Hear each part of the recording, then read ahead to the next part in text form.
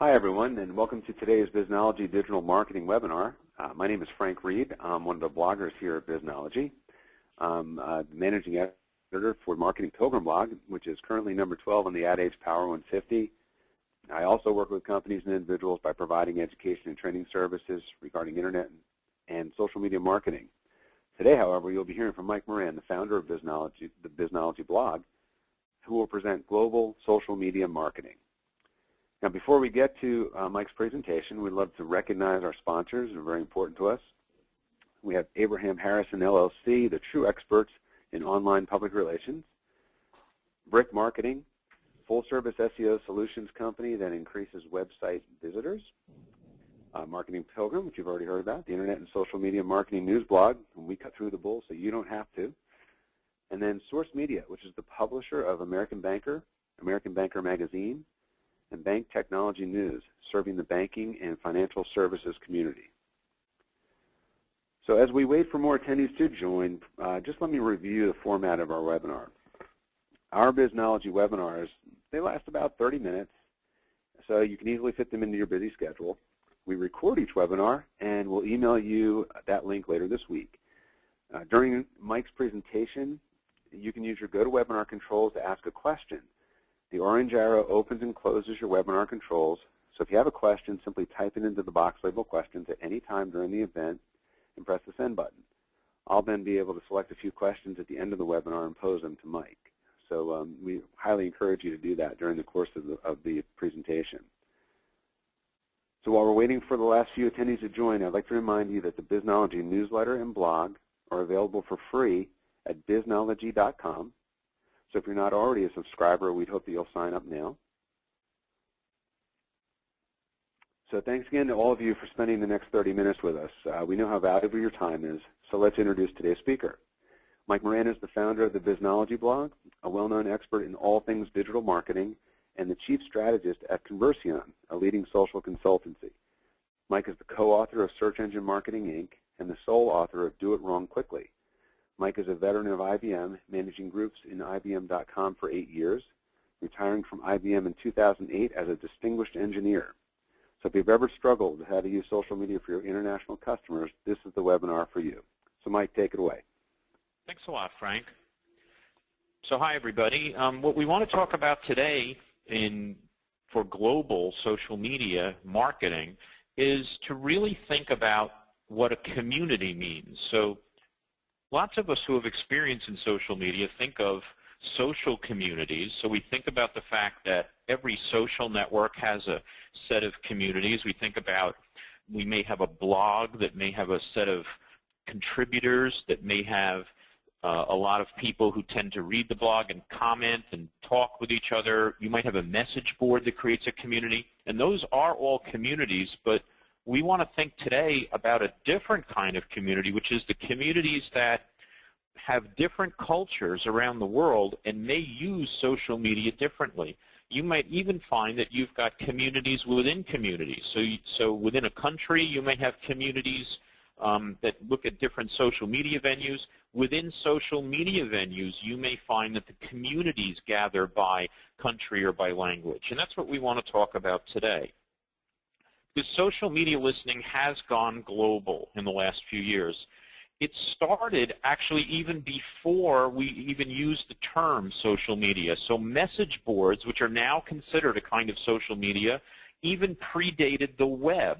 And so people might have complaints on message boards. They might have questions that they're asking. Many very deep communities formed as far back as the 1980s on the web, on message boards. And then it moved to blogs, and then social networks, and it's really gone around the world. And that's what we need to talk about today. And so when we think about social media in a global context, we want to think about it from two different aspects. One is from a listening aspect, and another is from an engagement aspect. And both of those things have to be attacked country by country, language by language, because you can't share a message in just any language you want and reach every country. Similarly, you can't listen globally without thinking about each different country market. So let's start by thinking about who the listening leaders are today. So I'm chief strategist at Conversion, so they're obviously my favorite listening company. But there are a number of different companies out there. You can see the Forrester Wave from 2010. That's the most recent one that Forrester's done, where 3 leaders in listening worldwide were Conversion, Nielsen Buzzmetrics, and Radian6, which has since been acquired by Salesforce.com. Now, there are a number of other choices out there for you to make as well, but if you're looking at a global social media listening program, you probably have to think about some requirements that you might not have when you're thinking about a program that only has to work in the U.S., because all of these vendors have very strong presence in U.S. markets, but they don't necessarily have the ability to listen across geography. And that's what you have to focus on when you're thinking about how to look at listening across social media. The kinds of things that you need are different when you're just listening in one country than when you're listening in multiple countries. You still have the problem, especially if you're in a larger enterprise, of being able to send the important data to different areas of your company, but it gets even harder when you're trying to figure out how you're going to send things around the world. So how do you listen around the world, and how do you distribute things around the world? And the place where the problem begins is with the data itself. So part of the problem is that when people talk about social media, they don't often distinguish between the kinds of access that people have to social media data. So there's some data that we talk about a lot that's public data. So most of Twitter, blogs, YouTube, most message boards, anybody is allowed to see it. And the social media listening tools can listen to any of it. There's also a lot of private data. Most of Facebook, most of LinkedIn, a few message boards, and a lot of social media in different countries is actually private. It can only be shared when you're having a license to the data, and it can only be shared when you have friends that are letting you connect to the data. So if someone has become a fan of your Facebook fan page, then you can listen in social media to Facebook data. But otherwise, that data is only shared with other friends of the person who posted it. And there are several differences in different countries that make it harder for you to actually get at a lot of this data. There's also review data, which is in between. The data itself might be public, but what's also happening is that the terms and conditions on the data are saying that you're not allowed to actually use that data for any other purpose except to look at it on their site. So the listening companies cannot get at that data, even though it is ostensibly public data. And so the question is, how do you get access to this information? So with Twitter, you need some kind of license for that data. You need the same kind of thing for a lot of other social media, especially in China. It turns out that China has many, many different social media networks, and all of that data needs to be licensed in order for you to be able to listen to it in an automated way. So how do you listen to things in an automated way? You use natural language processing, or text analytics, it's often called. And so when you think about how to do that, you have to understand that you need the vendor to be able to support that processing in multiple languages if you want to listen globally. And some of that processing is harder to do than others. So just coming up with word dictionaries where you understand which words are positive and negative in different languages, that's not very difficult. But if you're really doing true natural language processing, where you're trying to understand what are the nouns, what are the verbs, which are the entities, so what's a brand name, that can be much harder in some languages than others. In German, for example, many of the nouns are multi-word compound names, and so you have to break those words apart to really understand what it means. Asiatic languages can even be more difficult because you don't have the ease of just splitting words based on a blank. You have to know what the words are and identify which words are 2 characters or even more. And there aren't any listening vendors out there that do every language on the planet. And so And even understanding what language something is written in can be difficult, because even though there are open source, freely available techniques to do that work really well, they actually don't work well on very small runs of text. So a 140-character tweet might be incorrectly analyzed as to which language it was written in. So you might think, well, what we'll do is we'll just look at the profile of the person on Twitter, and we'll see what language they say they speak. But the thing is that people often put jokes up there as what language they speak, or they don't give an answer at all. So that can be very inaccurate sometimes. So then your question might be, well, what's the point of me listening in another language if I don't speak that language? And sometimes it wouldn't have any point, but what we're starting to see is the ability to use automated translation techniques, so that even though you will find the information you're looking for in the other language, when it's being presented to you, you can use something like Google Translate or even some other kinds of translation mechanisms so you can get the gist of what's going on that web page or in that tweet.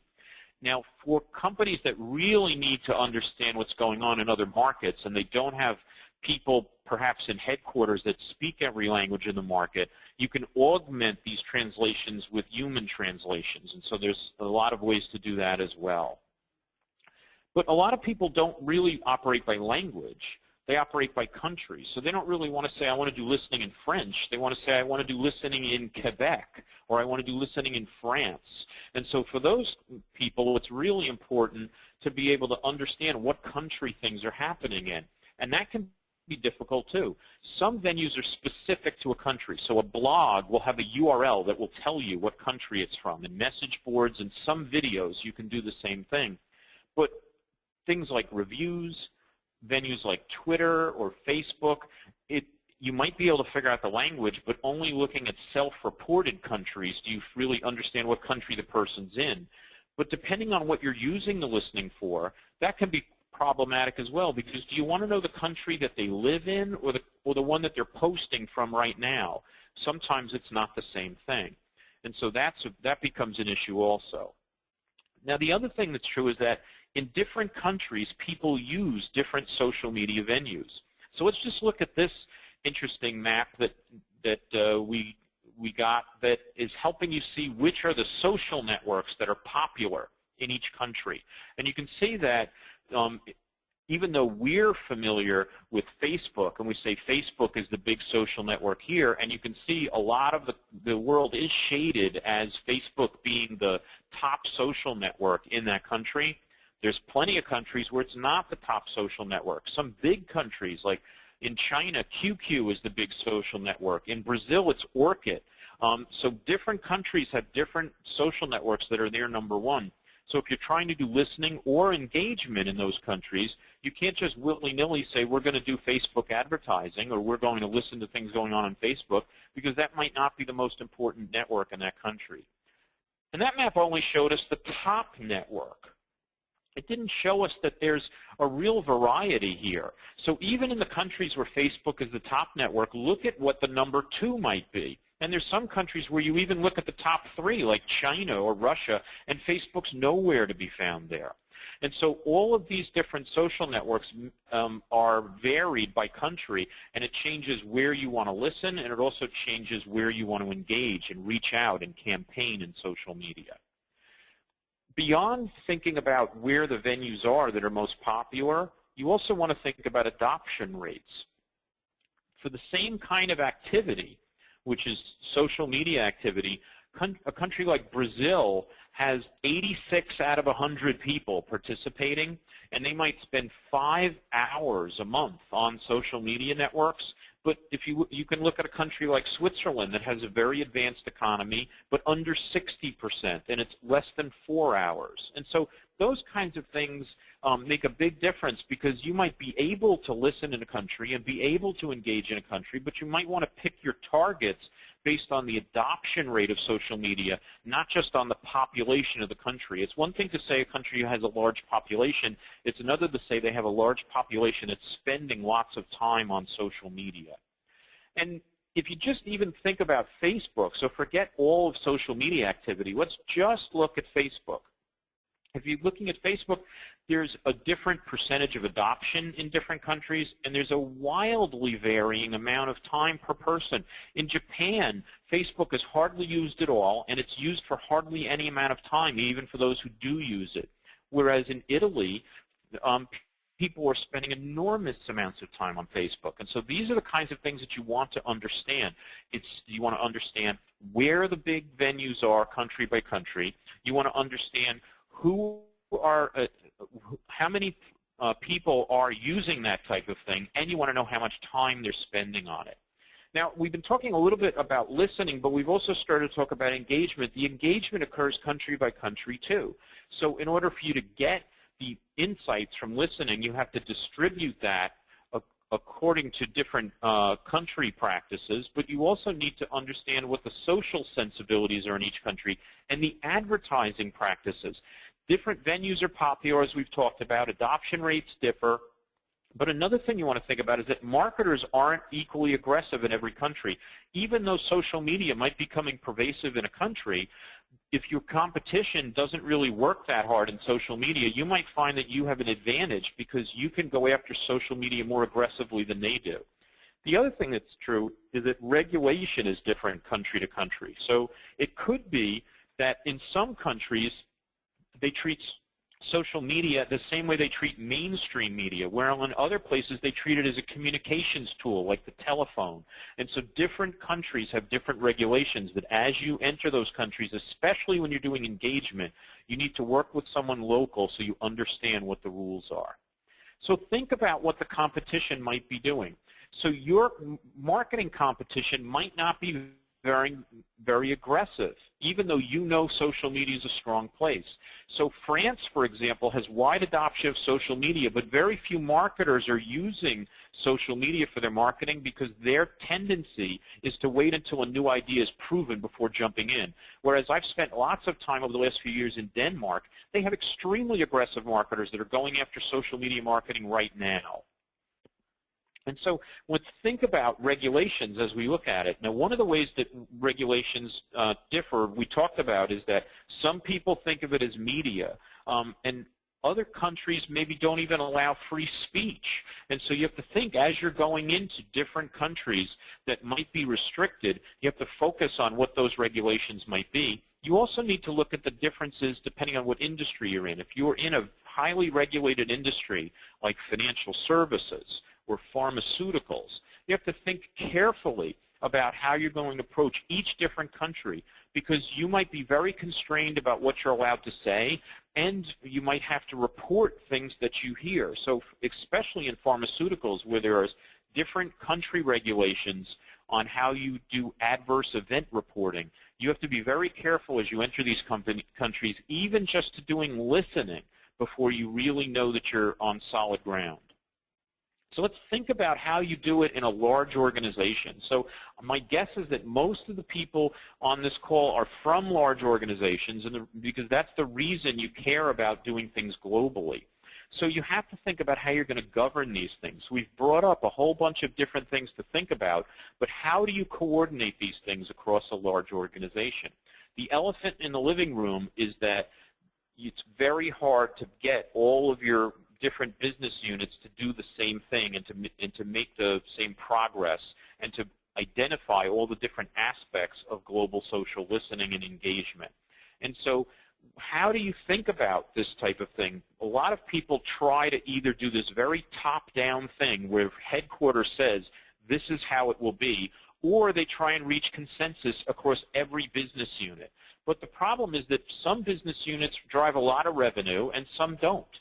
And so you might have very big presence in some countries and very small in others. And so what could we do to try and get all of those big companies on, big countries on board, but maybe not have the problem of trying to get every small player to agree? So one thing you could do is you could adopt an approach like the United Nations does, where they have the exact same problem you do across a big company. What they have is they know that there are some countries that are extremely important, and if they don't agree to something, we really can't go forward. Whereas they also have kind of a general assembly where any country can be a part of it, and they can hear about all the discussion. They can even make points, but they don't get to vote. And so you can take that kind of approach to social media governance in a global organization. And so think about how you're going to create standards. So how are you going to say this is the way that we're going to approach measurement when we're in engagement? This is how we're going to approach listening. This is how we're going to standardize on a vendor. So all the experts across all of the countries can share information. And maybe you might have some kind of group that's going to come up with what the answer is globally. And so small organizations might have experts that you want to be part of, but you're going to have the big organizations are going to be the ones who actually get a vote. They're the ones who are going to make a decision. They might be the ones who are putting up the funding, and that's how you can really make progress in global social media. So every company's different. It's not true that everyone can do things the same way, but what you need to think about is what your goals are for global social media. So just like with everything else you do, you don't go into it just saying, well, this looks cool, let's try it. You have to actually think country by country. What is it that we're trying to accomplish here? And it could be that you're going to say, hey, look, it's only the really large countries that we really need to do this in now. We need to do it in the U.S. We need to do it in other countries where we have strong markets, but there's no reason for us to really be focusing on Botswana right now.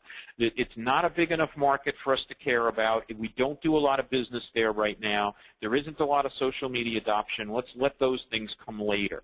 And so country by country, you want to look at each market and make sure that you can set goals that make sense for how you're going to do listening and how you're going to engage in.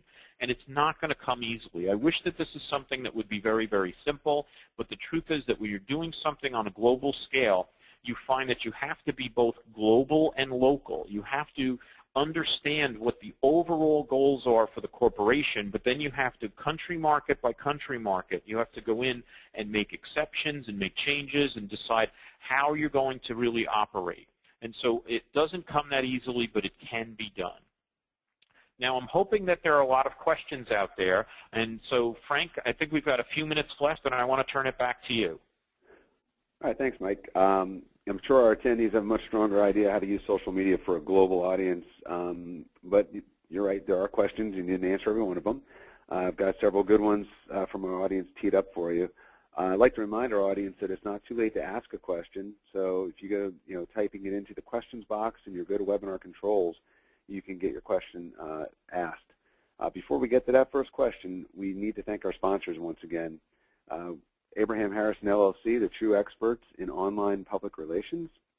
American Banker, the leading information resource serving the banking and financial services community, as well as its sister publications, American Banker Magazine and Bank Technology News.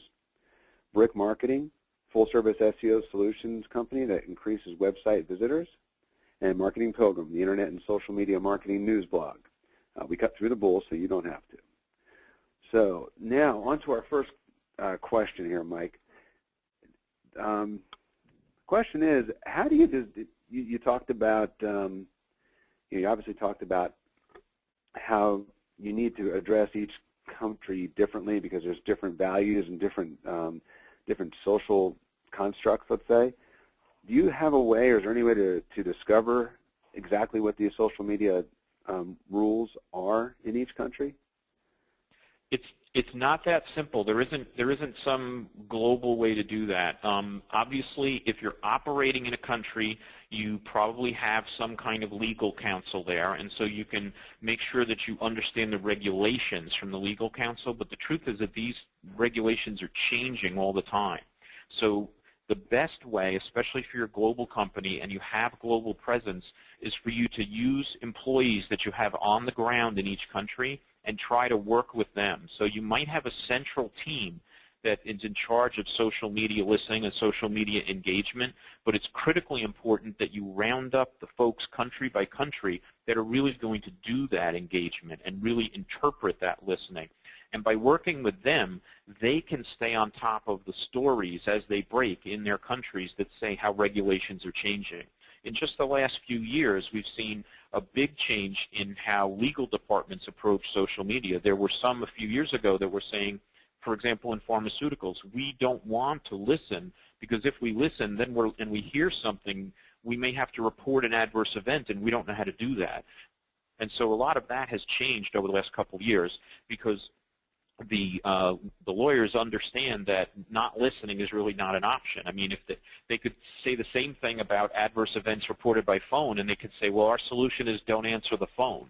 And so staying on top of regulations country by country is part of it, but also the reason that you want to engage in with local countries is you want those people on the ground to help you understand what is going on in each place, and you want to then be able to train them in the things that are emerging that you're an expert in, so that there's a give and take. They will train you about the market, and you will train them about social media, and between the two groups, they will be able to work out the strategies and the metrics and the plans to execute country by country. Great, thanks. We have another question, and this one's kind of along the same lines, but it's a bit different. You talked about how we have this desire to do things across. Want to have one solution that fits all, and that really is not not an option in this case. Do you recommend that there should be literally separate policies for each country? So should there be social media policies written for each individual region? It's possible that that you need to have unique policies country by country, especially if you're in a regulated business, but you can probably have a global policy that you then adjust rather than having to write each one from scratch. So there's a lot of different things that may change country by country, and some of the things are policies that are driven by regulation, but others are just driven by the business value of that country market to your business. So what you might do, which is a technique that I've used with clients for lots of different global digital marketing, is to have tiers of countries, so different levels of countries. So you might say the U.S. and a bunch of other big market countries where you do a lot of business is tier 1, and you might require that they have a listening program, and you might require that they're distributing, that have people monitoring that, they're focusing, they're responding to things in public relations that come out. So those are things that big resource countries that have lots of social media activity, you might have a different standard for them than you might have for a very small country where you might not require they have any kind of listening program at all, and you might help them put up a Facebook fan page is the only thing that they do. And so I think there's policies that are how we operate, and there's standards that say these are the things we're going to do country by country. And so the policies are mostly can be handled at a headquarters level with maybe some tweaks at a country level based on regulation. The standards that says these are the things we're going to do in each country, those are things that I think the tiered approach where different levels of support of social media in different countries makes the most sense. Great. We've got one more question if you want to try and tackle it. It's kind of a big one. Since you talk about the size of countries being important, and China obviously being the market that it is, but seems to be pretty unique in how it handles its internet world. From the censorship and all the other things. The question is China really a good social media option? Do you have an opinion on that one? I do. I wish that I could tell you that hey, you can just ignore it. Don't pay any attention to China because it's a country that does not have free speech, and so just stay away. But the truth is that the amount of money that is in the Chinese market is so large that if you're not ignoring it for other reasons, you really shouldn't ignore it in social media either. China actually has a very high adoption rate of social media, not necessarily as a percentage of the population, but because there's so many people there, it has a high volume of social media activity, and social networks are huge, especially among people who are under the age of 30. And it's a very fractured environment. There's no one major social network there. There's actually several really important ones. QQ is the top one, but there are a number of different social networks that operate in China.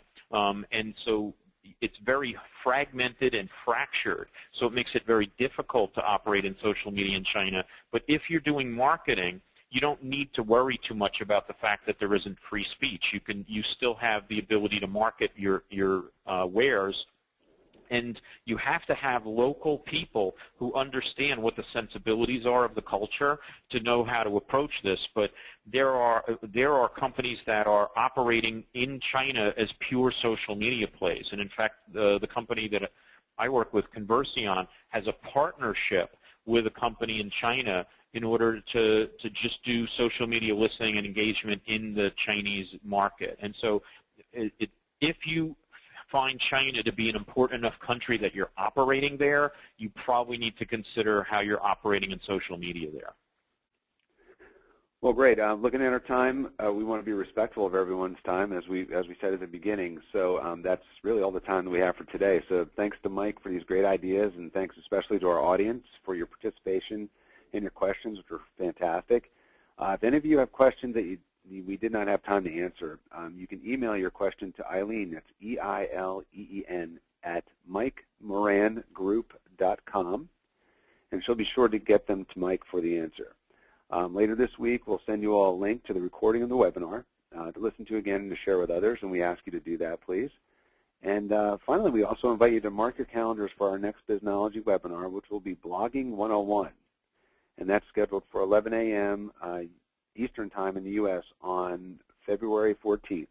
This can be your Valentine's Day gift to somebody. So thank you very much for your time, everybody, and have a great day.